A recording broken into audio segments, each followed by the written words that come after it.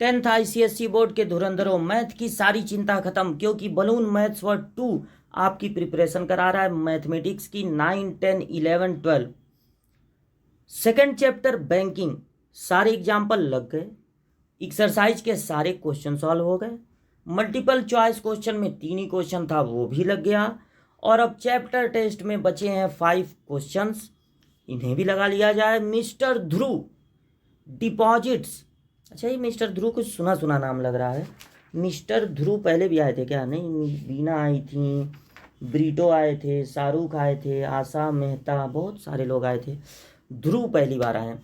तो mister Dhruv deposit 600 per month in a recurring deposit account for 5 year, बाप रे 5 साल तक। तो इसमें 12 का इंटू कर दिया जाएगा, 60 आएगा। 10% per annum simple interest, compound interest कभी नहीं आएगा, आपके सिलेबस की बाहर की चीज़ है।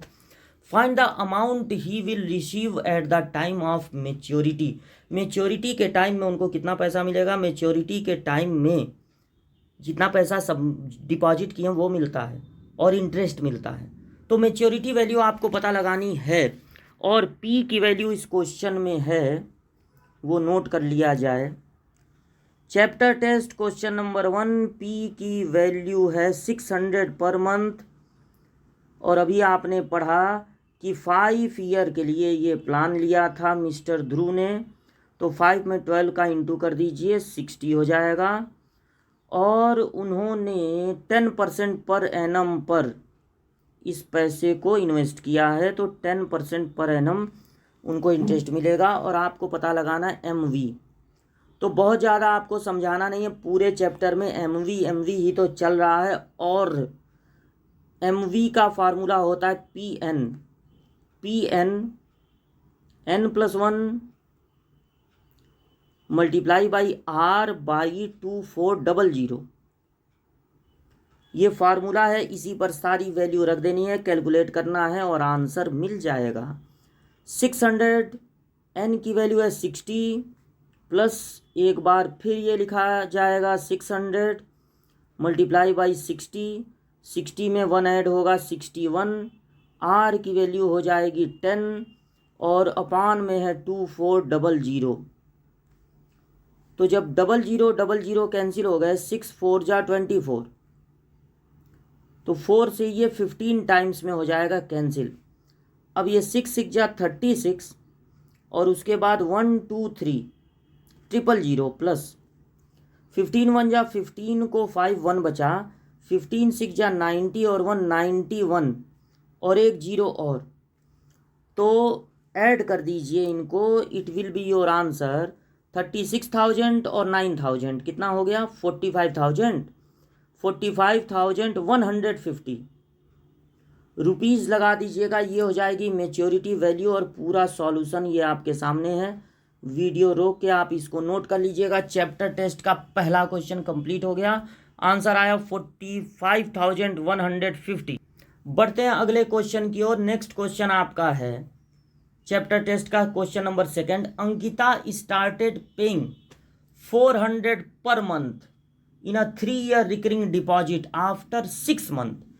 Her brother Anshul started paying 500 per month in a 2 whole 1/2 year recurring deposit. तो 3 ईयर है टाइम अंकिता के लिए, और 2.5 ईयर है उसके ब्रदर अंशुल के लिए। द बैंक पे 10% per annum simple interest for both at maturity, who will get more money and by how much? किसको ज़्यादा पैसा मिलेगा? तो एक 400 करके जमा कर रही है, और दूसरा जो उसका भाई है वो 500 करके जमा कर रहा है, लेकिन दोनों के लिए टाइम अलग अलग है। तो हमको कैलकुलेट करना पड़ेगा कि मेच्योरिटी के समय किसको ज़्यादा पैसा मिला, ज़्यादा इंटरेस्ट किसको मिला, ये नहीं पूछा जाए, ज़्यादा पैसा, यानी कि दोनों के लिए मेच्योरिटी वैल्यू हमको फाइंड करनी है। तो मेच्योरिटी वैल्यू फाइंड करने के लिए सबसे पहले हम लोग पता लगाते हैं, जो इस स्टोरी की पहली कैरेक्टर है अंकिता। अंकिता हेडिंग हो गया,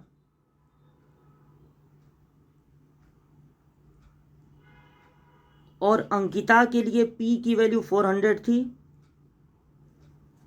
और 3 ईयर का प्लान लिया है अंकिता ने, तो 3 × 12 36, और अंकिता हो या उसका ब्रदर हो, दोनों को रेट मिलेगा 10%।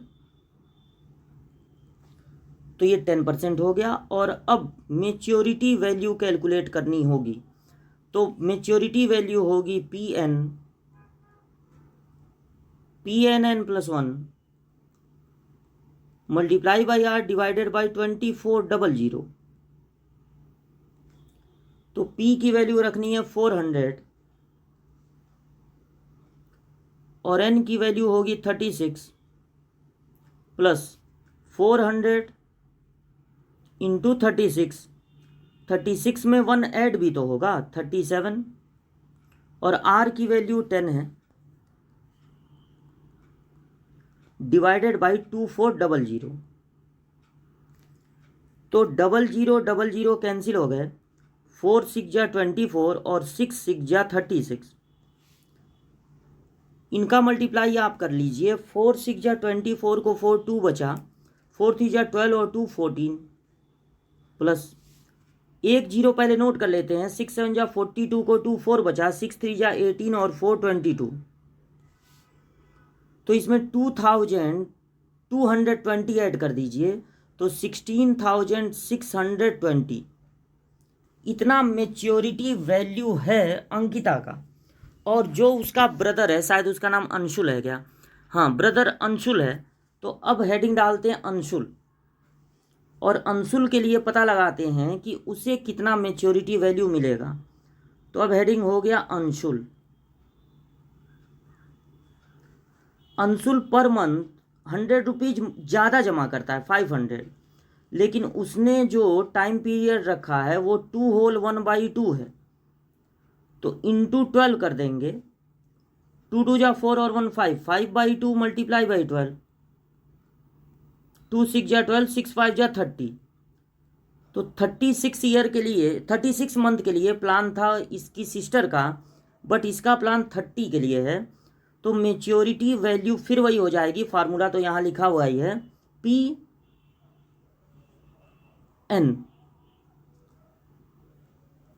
प्लस होगा वापस P मल्टीप्लाई बाई N, लेकिन फिर N प्लस 1 भी है तो 31।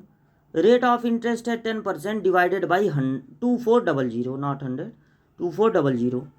तो 00 से 00 कैंसिल हो गया, और 3 से 10 टाइम्स में, और 3 8 जा 24, फिर 2 4 जा 8, 2 5 जा 10, फिर 2 2 जा 4, 2 5 जा 10।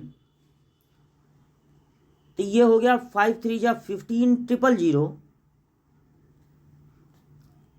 और प्लस देखिए 5 है 5 है 5 है और 31 है।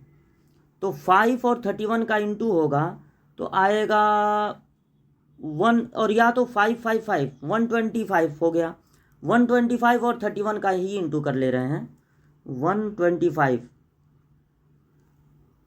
में 31 का, तो ये हो जाएगा 125 और होगा 375, तो ये हो जाएगा 3875, 3875, 3875। और ये डिवाइडेड बाई 2 भी है, तो 15,000 और प्लस 2 से डिवाइड कर दीजिए। 2 1 जा 2, 2 9 जा 18, 2 3 जा 6, 1 बचा, 2 7 जा 14.50। अब ऐड कर दीजिए, तो 15,000 और 1,000, 16,937 रुपीज़ 50 पैसे। तो अब ये पूरा सॉल्यूशन आपके सामने है, आप इसको देख लीजिए और बताइए कि किसको ज़्यादा पैसा मिला। तो देख रहे हैं आप कि अंकिता को तो मिला है 16,620, लेकिन 16,937 रुपीज़ 50 पैसे अंशुल को मिला है। तो अंशुल विल गेट मोर, और कितना ज़्यादा उसको मिला ये कैलकुलेट करने के लिए दोनों का जो MV है, मेच्योरिटी अमाउंट है, उसको माइनस कर दिया जाए। रुपीज में है तो यहाँ पर डबल जीरो लगाना जरूरी है ताकि वो 50 पैसे कहलाए।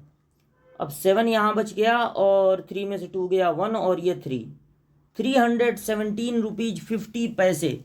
इतना पैसा ज़्यादा मिलेगा और ज़्यादा किसको मिलेगा? ब्रदर अंशुल को। अंकिता को कम मिलेगा, भले ही वो 6 महीना पहले जमा कर रही थी लेकिन 400 जमा कर रही थी। अंशुल बाद में आया 6 मंथ बाद, लेकिन वो 500 जमा कर रहा था, डिपॉजिट कर रहा था, इसलिए उसको ज़्यादा पैसे मिले हैं। तो ये आप सॉल्यूशन नोट कर लीजिएगा पूरा और बढ़ते हैं आगे। चैप्टर टेस्ट क्वेश्चन नंबर 3 ये रहा आपके सामने।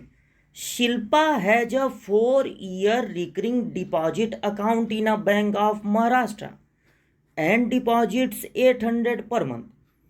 तो 4 ईयर के लिए है, 800 पर मंथ जमा करती हैं Shilpa. If she gets 48,200 at the time of maturity, at the time of maturity Shilpa को इतना मिला, यानी ये मेच्योरिटी वैल्यू है। तो find rate and total interest earn by Shilpa. Shilpa को टोटल इंटरेस्ट कितना मिला ये पता लगाना है और रेट पता लगाना है। तो अगर 4 ईयर के लिए ये प्लान है, सबसे पहले नोट करते हैं एन की वैल्यू तो 400 है। ये थर्ड क्वेश्चन है चैप्टर टेस्ट का। एन की वैल्यू 4 ईयर है, 400 बोल दिए हैं क्या? 4 × 12 48 मंथ, और वो डिपॉजिट करती हैं पर मंथ कितना? 800। मेच्योरिटी वैल्यू उन्हें मिला है 48200, 48200। ये सब क्वेश्चन में है, बुक आप लेके बैठते होंगे मेरे ख्याल से। तो मेच्योरिटी वैल्यू हो गई। अब अगर आपको सेकंड पार्ट आप पहले मन करे तो निकाल सकते हैं। जैसे अगर आपको इंटरेस्ट फाइंड करना है तो इंटरेस्ट के लिए सिर्फ आपको ये करना है कि कितना इंटरेस्ट उनको मिला। तो जो उनकी मेच्योरिटी वैल्यू है उसमें से पीएन को माइनस कर दीजिए, क्योंकि मेच्योरिटी वैल्यू होता है पीएन प्लस आई। तो इंटरेस्ट आप सेकंड पार्ट आप पहले निकाल सकते हैं, फाइंड कर सकते हैं। तो मेच्योरिटी वैल्यू है 48200 माइनस पी की वैल्यू 800 और मल्टीप्लाई बाई 48। बस ये आपको तुरंत मिल जाएगा। तो 48200 माइनस 00 पहले नोट कर लेते हैं। 8 जा 64 को 4 6 बचा, और 8 4 जा 32 और 6 38, 32 और 6 38 ही ना? हाँ 38। तो अब माइनस कीजिए, 00 पहले नोट कर लेना है। 12 में से 4 गया 8 और यहाँ पर बचा 7, 17 में से 8 गया 9, 9800 उनको मिलेगा इंटरेस्ट। तो इस तरह से सेकंड पार्ट पहले पता चल गया। क्या हुआ पहले पता चल गया तो ओहो, अब हम लोगों को कैलकुलेट करना है रेट ऑफ इंटरेस्ट। तो रेट ऑफ इंटरेस्ट कैलकुलेट करने के लिए अब जब हम लोगों को आई मिल ही गया है, अब जब आई मिल ही गया है तो क्यों ना आई का ही फार्मूला लगा दिया जाए। P N n+1 multiply by R by 2400। यहाँ से आर को सब्जेक्ट बना लेते हैं तो 2400 आई अपॉन पी n+1। अब सारी वैल्यूज रख दी जाए, तो सारी वैल्यूज रखिए आई के प्लेस पे। आप देख लीजिए यहाँ आई आया था 9800, पी आपको याद होगा 800 था, और एन यहाँ पर 4 ईयर के लिए था 48 मंथ्स। तो 48 और n+1 भी है इसलिए 49। अब इसको कैंसिल करते हैं तो 8 3 जा 24 हो गया, और 3 1 जा 3, 3 6 जा 18। 49 का डबल होता है 98, नोटिस कीजिए 49 का डबल होता है 98, और फिर ये 4 से कैंसिल हो जाएगा। 4 4 जा 16, 8 से भी हो सकता है, 4 5 जा 20, 50/4 यानी 25/2 यानी 12.5%। ज़्यादा है, इंटरेस्ट ज़्यादा है, इतना इंटरेस्ट है बहुत अच्छी बात है। तो 12.5% का इंटरेस्ट मिलेगा। और ये आपका फर्स्ट पार्ट का आंसर होगा और ये आपका सेकंड पार्ट का आंसर होगा। क्वेश्चन नंबर 3 लग गया। आज की क्लास यहीं पर क्लोज करते हैं। और देखिए 3 क्वेश्चन हम लोग लगाए हैं इस क्लास में, 2 क्वेश्चन और बचे हैं। 2 क्वेश्चन अगली वीडियो में आपको बताते हैं और तब पूरी तरह से बैंकिंग खत्म हो जाएगी। और आपका थर्ड चैप्टर जो है शेयर एंड डिविडेंड, वो अब आउट ऑफ सिलेबस है। अगर सिलेबस में होगा तो उसको पढ़ाया जाएगा, नहीं तो पहले आपको फोर्थ चैप्टर पढ़ाया जाएगा। फोर्थ चैप्टर है लीनियर इन इक्वेशन।